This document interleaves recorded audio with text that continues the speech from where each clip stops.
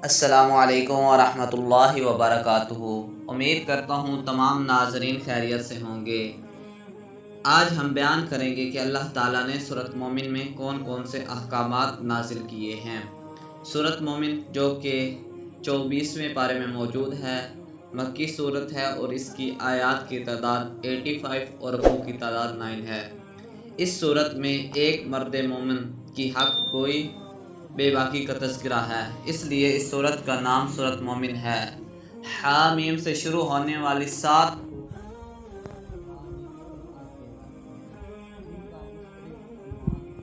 دعوت قرآن ہے، دعوت حق پر زور ہے۔ مخالفین قرآن کو ان کے انجام بد سے ڈرایا گیا۔ صفات الہی، یہ آیت نمبر 1 سے 9 تک بیان کیا گیا۔ زبردست قوت اور علم کے مالک اللہ کا یہ کلام ہے۔ وہ گناہوں کو معاف کرنے والا، توبہ قبول کرنے والا، سخت عذاب دینے والا ہے۔ اس کے سوا کوئی معبود نہیں، اسی کی طرف سب لوٹ کر جائیں گے۔ اللہ کی آیات میں جھگڑنے والے کافر ہیں۔ عیش و عشرت کے وسائل کی فراوانی اور دنیا میں آزادانہ نقل و حرکت سے آپ دھوکہ میں نہ پڑیں۔ قوم نوح اور ان سے پہلوں اور پچھلوں نے بھی انبیاء کو جھٹلایا، ان سے جھگڑا کر کے حق کی آواز دبانے کی کوشش کی، مگر ناکام ہو کر ہمارے عذاب کے مستحق قرار پائے۔ حاملین عرش اللہ کے مقرب فرشتے اللہ کی حمد و ثنا میں مشغول رہتے ہیں، اور اہل ایمان اور ان کے متعلقین کے لیے استغفار دعا کرتے رہتے ہیں۔ قیامت کے مناظر، یہ آیت نمبر 10 سے 20 تک بیان کیا گیا۔ کافر جہنم میں پڑے ہوئے دوبارہ زندہ ہونے کو تسلیم کرتے ہوئے اپنے گناہوں کا اعتراف بھی کریں گے، مگر جہنم سے چھٹکارے کا کوئی رستہ نہ ہوگا۔ قیامت کے دن اللہ کی حکمرانی کے مقابلے میں کوئی جھوٹا دعوے دار بھی پیدا نہیں ہوگا۔ جب اللہ تعالیٰ خود ہی سوال کریں گے، لمن الملک اليوم، آج کس کی بادشاہی ہے، وہاں کوئی شخص نہ بول سکے گا۔ ہمتیں پست زبانیں گونگ ہو جائیں گی، دلوں کی دھڑکنیں تیز ہو جائیں گی، کوئی جواب دینے والا نہ ہوگا۔ پروردگار عالم خود جواب دیں گے، للہ الواحد القہار، آج صرف اللہ کی بادشاہی ہے جو واحد اور قہار ہے۔ اللہ تعالیٰ کے علم سے کوئی حرکت پوشیدہ نہیں، اسے آنکھوں کی خیانت اور بددیانتی کا بھی علم ہے، اور تمہارے سینوں کے پوشیدہ رازوں سے بھی وہ خوب واقف ہے۔ قیامت کے دن یہ سارے راز کھول دیے جائیں گے۔ اکیلے اللہ ہی ہر چیز پر غالب ہوگا۔ بغیر کسی ظلم و زیادتی کے ہر شخص کو اس کے اعمال کا پورا بدلہ مل جائے گا۔ فرعون، حامان، قارون کفر کے نمائندے، یہ آیت نمبر 21 سے 27 تک بیان کیا گیا۔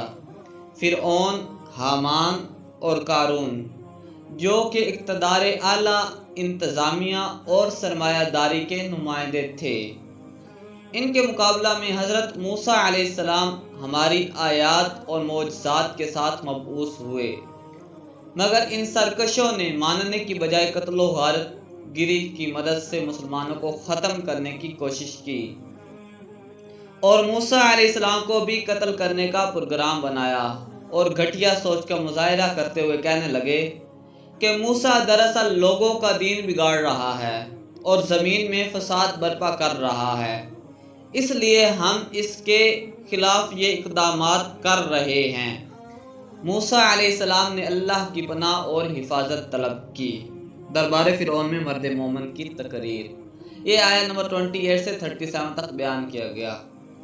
اس وقت آل فرعون میں سے ایک مومن جو اپنا ایمان چھپاتا تھا، اس نے لسانی، قومی اور سیاسی تمام مصلحتوں کو بالائے طاق رکھ کر حضرت موسیٰ علیہ السلام کی حمایت کا واضح اعلان کر دیا۔ کہنے لگا، تم ایسے شخص کو قتل کرنے کا ارادہ رکھتے ہو جو کہتا ہے کہ میرا رب اللہ ہے۔ اگر یہ جھوٹا ہے تو اس کے جھوٹ کا وبال اس پر ہوگا، اور اگر یہ سچا ہے تو تم عذاب خداوندی سے نہیں بچ سکتے۔ اے میری قوم، آج یقیناً تمہارے پاس حکومت ہے، مگر خدا کا عذاب آیا تو تمہیں کون بچائے گا؟ فرعون نے کہا، میں تو اپنی رائے پر قائم ہوں۔ ایمان والے نے کہا، ڈرو اس عذاب سے جو قوم نوح، عاد، ثمود اور ان کے بعد آنے والوں پر آیا۔ تم تو یوسف علیہ السلام کے بعد کہتے تھے کہ اب کوئی نبی نہیں آئے گا۔ یاد رکھو، اللہ کی آیات میں جھگڑنے والے اللہ کی سخت ناراضگی کے مستحق ہوں گے۔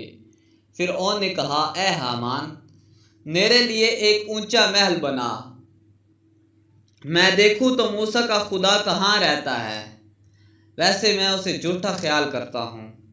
کفار کا صبح و شام آگ پر پیش ہونا، یہ آیت نمبر 38 سے 50 تک بیان کیا گیا۔ مرد مومن نے کہا کہ لوگو، میں تمہیں سیدھی راہ بتا رہا ہوں، میری بات مان لو۔ اے میری قوم، تم مجھے کفر کی دعوت دیتے ہو اور میں تمہیں اللہ کی طرف بلاتا ہوں۔ ایمان اور اعمال صالحہ والے مرد و عورت جنت میں بے حساب نعمتوں کے مزے لوٹیں گے۔ اے میری قوم، تم آج میری بات نہیں مان رہے ہو، مگر عنقریب میری باتیں تمہیں یاد آئیں گی، مگر اس وقت کی ندامت تمہارے کام نہ آ سکے گی۔ میں اپنا معاملہ اللہ کے حوالے کر رہا ہوں، وَأُفَوِّضُ أَمْرِي إِلَى اللَّهِ۔ چنانچہ اللہ تعالیٰ نے اسے ظلم و ستم سے بچا کر فرعون اور اس کے تمام لاؤ لشکر کو بدترین عذاب میں مبتلا کر دیا۔ روزانہ صبح شام جہنم کی آگ ان کی قبروں میں پیش کی جاتی ہے۔ قیامت کے دن سخت ترین عذاب چکھنے کے لیے انہیں جہنم میں داخل کر دیا جائے گا۔ دوزخ میں دوزخی باہم جھگڑیں گے اور ایک دوسرے کو مورد الزام ٹھہرائیں گے۔ جہنم کے فرشتے ان سے کہیں گے کہ تم نے رسولوں کی بات نہیں سنی تھی، اب عذاب برداشت کرو۔ اہل ایمان کے لیے مدد الہی، یہ آیت نمبر 51 سے 60 تک بیان کیا گیا۔ اپنے بندوں کی مدد کا برحق وعدہ اور ظالموں کے لیے لعنت اور بدترین عذاب کی خبر دیتے ہوئے فرمایا کہ بعث بعد الموت، کہ منکرین یہ کیوں نہیں سوچتے کہ آسمان و زمین کی تخلیق کا مشکل ترین کام جس اللہ نے کر لیا، اس کے لیے انسانوں کو دوبارہ پیدا کرنا کیا مشکل ہوگا۔ جس طرح بینا اور نابینا برابر نہیں، اسی طرح نیک و بد اور مومن و کافر بھی برابر نہیں ہو سکتے۔ ہر مشکل میں اللہ ہی کو پکارنا چاہیے۔ جو اللہ کی عبادت اور دعا مانگنے سے پہلوتی کرتا ہے وہ متکبر ہے، اور اسے انتہائی ذلت اور رسوائی کے ساتھ جہنم میں جانا پڑے گا۔ اللہ کی نگاہ میں دعا سے بڑھ کر کوئی چیز باوقت نہیں۔ دعا عبادت کی روح اور اس کا مغز ہے۔ نبی کریم صلی اللہ علیہ وسلم نے فرمایا، دعا مومن کا ہتھیار ہے، دعا دین کا ستون ہے، اور زمین و آسمان اس کے نور سے منور ہے۔ نبی کریم صلی اللہ علیہ وسلم نے دعا مانگنے والوں کو یہ تلقین فرمائی کہ جب وہ دعا مانگیں تو اس کے دل میں یہ یقین ہو کہ میرا کریم و رحیم پروردگار میری اس عاجزانہ التجا کو ضرور قبول فرمائے گا۔ مرشد برحق علیہ السلام نے دعا کا طریقہ سکھایا۔ فرمایا، سب سے پہلے اللہ کی حمد بیان کرو، پھر مجھ پر درود بھیجو، پھر اللہ تعالیٰ سے دعا مانگو۔ یہی دعا مانگنے کا مسنون طریقہ ہے۔ ایسے مسنون طریقے سے دعا مانگے تو قبول ہوگی۔ توحید پر کائناتی و تخلیقی شواہد، یہ آیت نمبر 61 سے 68 تک بیان کیا گیا۔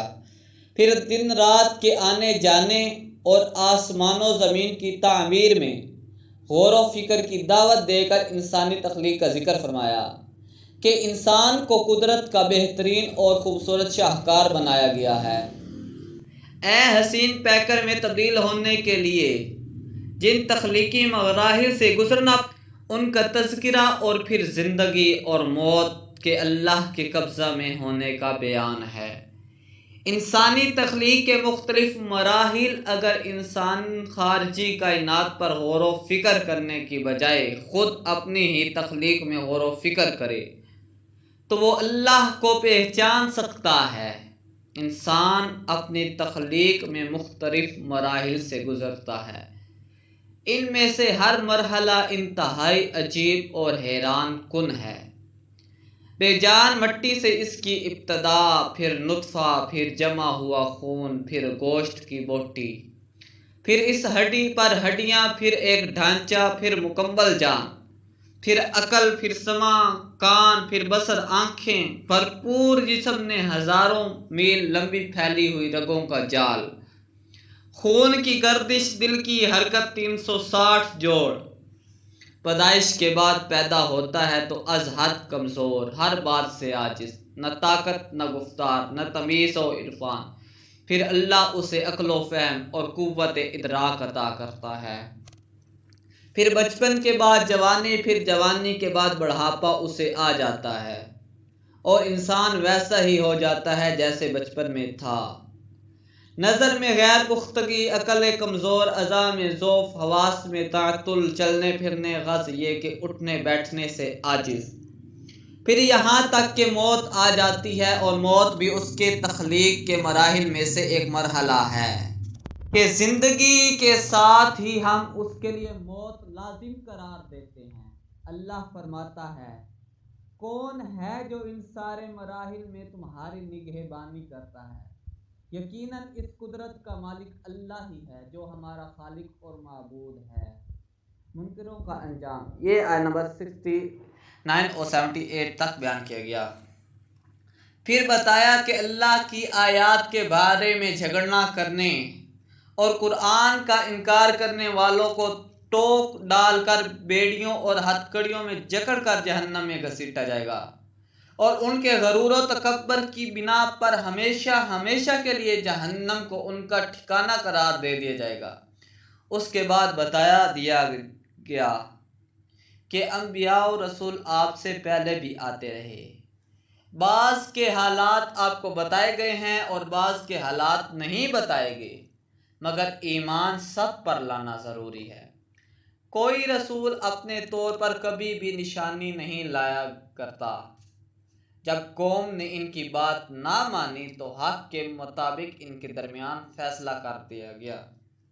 حالت نزاع کا ایمان قبول نہیں، یہ آیت نمبر 79 اور 85 تک بیان کیا گیا۔ اللہ نے تمہاری سواری، خوراک اور بعض دوسرے فائدوں کے لیے مویشی پیدا کیے۔ کشتیاں بھی بحری سفر میں تمہارے کام آتی ہیں۔ دنیا میں چل پھر کر دیکھو کہ پہلے کافر تم سے کہیں زیادہ طاقتور تھے، مگر جب انہوں نے رسول کی بات نہ مانی تو ان کا انجام بہت برا ہوا۔ جب عذاب سامنے آ گیا تو انہیں ایمان لانے کی سوچی، مگر ایسے وقت میں ایمان کہاں فائدہ دیتا ہے، یہ اللہ کا مقررہ کردہ ضابطہ ہے۔ اس وقت کافر خسارے میں رہے۔